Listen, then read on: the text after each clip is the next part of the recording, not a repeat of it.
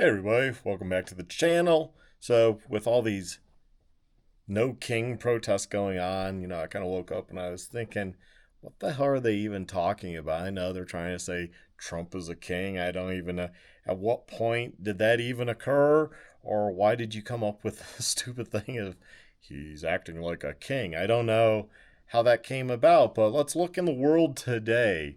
As of June 14th, 2025, there are 26 sovereign states in the world with a king as head of state. These kings rule over 27 countries, as King Charles III is the monarch of 15 Commonwealth realms in addition to the United Kingdom. Here is the breakdown based on available information. Now, I asked AI this. So, Bahrain. I'm not even going to get King Hamid, I guess. Belgium, King Philip. Philippe? Uh, if I get some of these wrong, I'm not good at pronouncing weird names, but Bhutan, Cambodia, Denmark, Eswatini, Jordan, Lesotho, Malaysia, Morocco, Netherlands, Norway, Saudi Arabia, Spain, Sweden, Thailand, Tonga, and the United Kingdom, and 15 Commonwealth realms. That list accounts for monarchs with the title of king and excludes other types of monarchs such as emperors, Japan's emperor, sultans, emirs, grand dukes, or prince. The total number of kings is 18 individuals, but King Charles III reigned over 15 additional countries, resulting kings ruling 26 sovereign states. Okay, now, I don't know how a king, I don't know how you're equating Trump to being a king. Now, let's break this down more without even using AI, just using our minds that, a king and a dictator are pretty much one and the same. Now, you all liberals are supporting Iran for some strange reason this morning for hitting Israel. Well, Israel has elections. They voted in Netanyahu. That's how it works there. Iran, on the other hand, has a supreme leader, the Ayatollah Khomeini, and yeah, they have a figurehead president, but their dictator is more like the king and he's in charge. Whereas in the UK, King Charles is a figurehead where Parliament controls everything. He really has not much power anymore. And I don't know how many of those countries are more ceremonial roles versus actually controlling roles or being dictatorships. Because being a king is a dictatorship. We don't have that in the US. I don't feel like Trump is above trying to do things he shouldn't be doing, although that's an argument obviously with the whole immigration. Well, you broke the laws by coming in here illegally, so you did break laws. I guess there's an argument to be made whether you're a good person and maybe you should skip the line and somehow stay. I think we have an option for that, is join the military, serve your time, and thus gain your citizenship. Sounds ideal to me, and I think maybe that should be put out there as, look, you guys could all sign up, join the military, and earn your citizenship. There, now you get to stay. You got to cut the line because you did something a little more than others. Yeah, maybe you should do that. But no, we're just going to say Trump's a king. Well, I guess we're supposed to look at that and be like, oh my God, I'm insulted. You called him a king. Fuck, I'll vote for him again just to make you all unhappy. But you're all excited about Iran, who has a dictator and their people are not really that free. I mean, somewhat free, but not free as Western countries. probably not as controlling as some other countries, like, say, the Taliban, for instance, in Afghanistan. But you're gonna leg hump Iran striking Israel because you don't like Israel. You also tend to be atheist, but yet you're supporting a religious regime being Iran. That's kind of nuts. I don't know. It's like liberals are just attaching to things just to get angry about shit for no reason. I mean, I'm wearing my awesome hat today. I don't care. I get compliments every day here. I don't really care. I stopped caring about what others think, and maybe you have too, and that's why you're saying the stuff you say. But, you know, kings. Some kings can be good. Some dictatorships can be good. Look at Saddam. Horrible person. But he kept that country under control by ruling it with an iron fist. Sometimes in those countries made up of a bunch of different tribes, that works the best. I'm also always surprised when a liberal will say, "But we're a democracy." No, we're not. We're not a democracy. I don't know why you all think we're a democracy. Didn't you go to school? You always claim Republicans didn't go to school and we're not smart and this and that, which is weird because most liberals are on EBT cards, work as cashiers at some, gas station, what have you, have more piercings and hair dye than they do brains. But the United States is a constitutional republic. I looked it up just to make sure, I don't want to be wrong here. The United States is a constitutional republic with democratic mechanisms. It operates as a representative democracy where citizens elect officials to make decisions on their behalf, as outlined in the U.S. Constitution. Key features include regular elections, separation of powers, checks and balances, and protection of individual rights through the Bill of Rights. However, it is not a pure or direct democracy, as the Electoral College, Senate structure, and judicial review can result in outcomes that don't strictly reflect majority rule. For example, twice in the last 25 years, presidents have been elected despite losing the popular vote. The system prioritizes stability and federalism over pure majority rule, which some argue limits its democratic purity, while others see it as a safeguard against mob rule.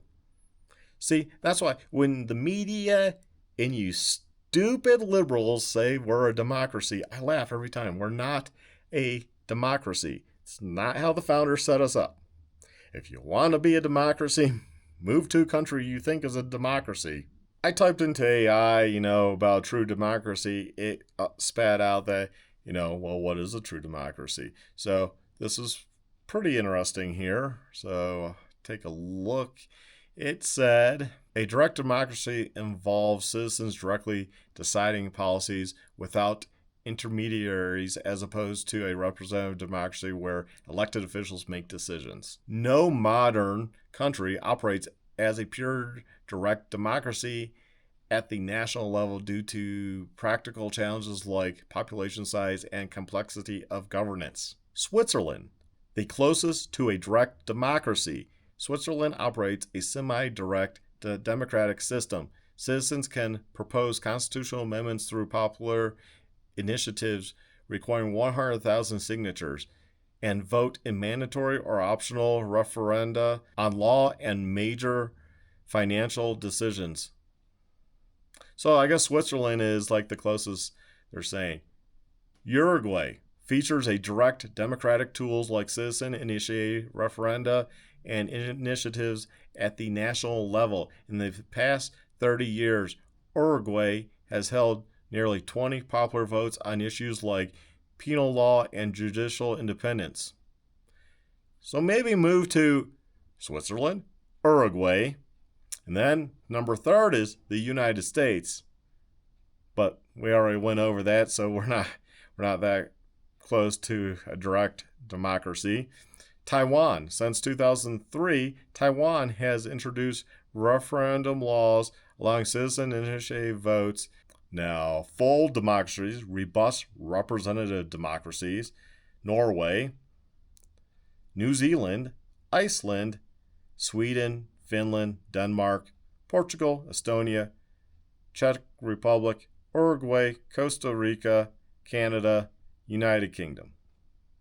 It gave them scores. I'm not going to read all this, but the main thing was, what is a, true democracy? And really no country is. Switzerland is the closest, and then Uruguay.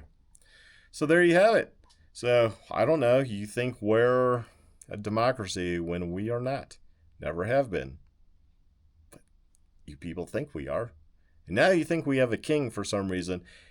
Didn't Trump step down the first time? You said he was going to stay in office, and he stepped down the first time. What makes you think he's going to stay in this time to be a king? Just saying. You all don't make a lot of sense. But anyways, go fly your Ukrainian support flags, and now supporting Iran, which is weird. And the orange man bad, or the taco now, which I guess I missed a week of news. I don't even know where the fucking taco thing came from. I don't get it. But if you're here illegally, you clearly broke the law to come into our country. Bypassing our laws, other countries would sentence you, deport you, charge you a fine, and then deport you. But for some reason, you think it's okay to come here. Everyone should have a right to come to America. Well, if that's the case, why don't we just take over the world? Why are you upset if we go attack another country? Shouldn't we take them over? Make them better? Make them not want to come here because then they could stay there because they'd be a part of the United States? They could be another territory? Make up your mind. What do you want? Do you want us to rule the world? Because if you invite everyone here and the majority of people want to come here, then we might as well take over other countries. Make them better. Make them democracies. Well, in your mind, you think they're democracies, but make them a constitutional republic like we are. Give them opportunities that they don't have in their country. If we took over Mexico, we could clean it up, get rid of the cartels, get rid of the corruption, pave roads, put in infrastructure. Because I've lived in Mexico when I was younger, and they're like anywhere in the world, everyday people are nice people. They come here for the opportunity. If their own country would give them that opportunity, they wouldn't come here. So maybe these people holding Mexican flags and going around saying how great Mexico is, and when we say go back to Mexico, what we mean is go back to Mexico and protest and demand better conditions in your country.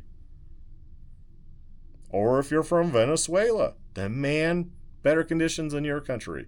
Or you're from China, maybe you need to grow a pair and stand up to the CCP and protest. Yeah, some might get hurt, some might get killed. But that's how you change your country. Fleeing to another country won't fix your country. You just fleed from it. What do you want us to do? We can't take in everybody, nor would I want everybody here, because simple fact is there's not enough resources and places to live as now. I mean, you're going to bring in more people. Where are they going to go? Where are they going to live? What resources are they going to draw from our country?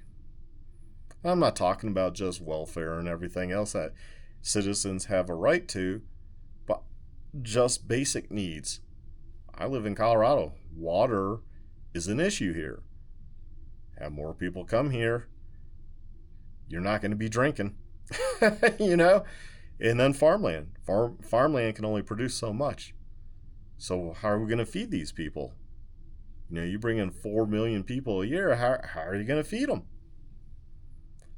Or even more people if you just say, hey, come on in. It's why countries have limits and rules on immigrating to their country. They don't just let any Tom, Dick, and Harry come on in.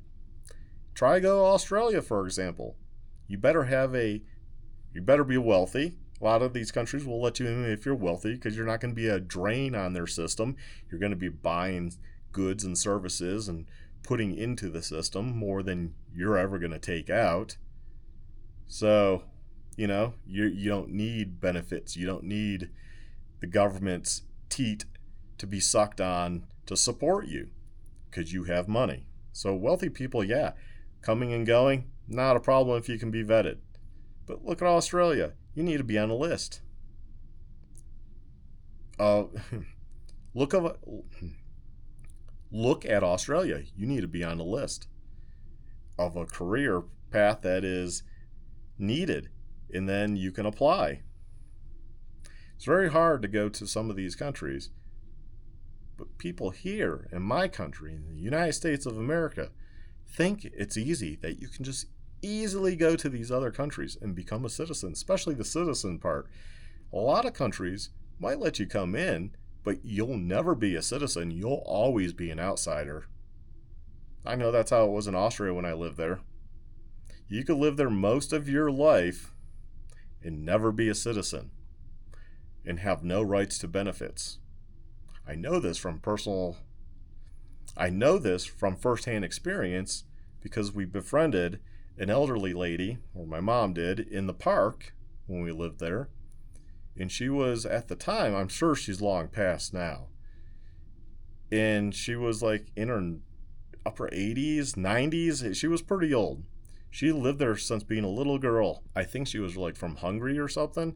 But so she grew up there, married there, husband died. She's alive. She was never an Austrian. She never became a citizen. So like she didn't have the rights to medical and this and that. She went through the process, and I believe she was like 90. Went through the process at that age in a lot of paperwork, but she finally did become a citizen and had rights to some medical help and what have you, which was very hard to do. It was not easy. Had to show that it lived there, paid taxes, paid into the system. So yeah, okay, you paid in the system that long. Okay, that's cool. You then could receive something, but it took a lot of paperwork. It was a lot of hassle. So countries don't make it easy. Most countries around the world don't make it as easy as we've made it. And we made it easy because when we were setting up the country here, there was a lot less people, and we wanted people to come to fill this country. That's why we're a country of migrants ourselves, because my name comes from like France and what have you. So, European origin. And a lot of us were escaping issues there in the controlling of government. And we came here, or my, I guess, great-grandparents did. But I didn't own slaves. But then you get in the whole issue, which is a whole another video, is, well, you're white and slaves and this and that. No, came here way after. Most of the African Americans came here way after, or I should say colored people, because you might not be African, you might be Haitian or whatever, You came here way after slavery, so we don't owe you anything. I never owned slaves. I had nothing to do with it. You weren't part of it, so why would you get anything out of it? And I agree. If there's any slave alive today, we should give them reparations. We should give them money. We should set them up. So you can find me a slave alive today, then they get something. But just because your ancestors came here forced or under their free will, should you be given something? No. Anyways, I kind of got off topic there, but this whole king thing is just stupid. The whole immigrant thing. If you're illegal, you're illegal. You're not a migrant, you're an illegal. You happen to get caught, you got rounded up, and you're going to probably get deported. That's life. You took the chance. You rolled the dice. You got caught. I don't blame you for coming here and trying. But when you get caught, don't go in the streets and start protesting and demanding rights that you don't have. They told you all. Show up. Self-deport. Make it a lot easier. That will make it better for your appeals process and you going through the legal way. You can say, well, I self-deported. I went back. Well, but what if they had kids and the kids were living here? Well, you still have to leave. The main part, I'm not saying necessarily the kid and mother, maybe they're citizens. You, like if I was an illegal, my wife and kid were citizens, well, I would have to leave and I get to come back, but I get to do the paperwork. You got to go through the process. It's not that hard, man. You got to follow rules, laws. If we say it's okay to ignore coming here legally, then can I shoplift? Can I do these other things? Because laws don't apply to me. Rules don't apply to me. I don't know. Anyways, y'all take care. Stay well, stay safe.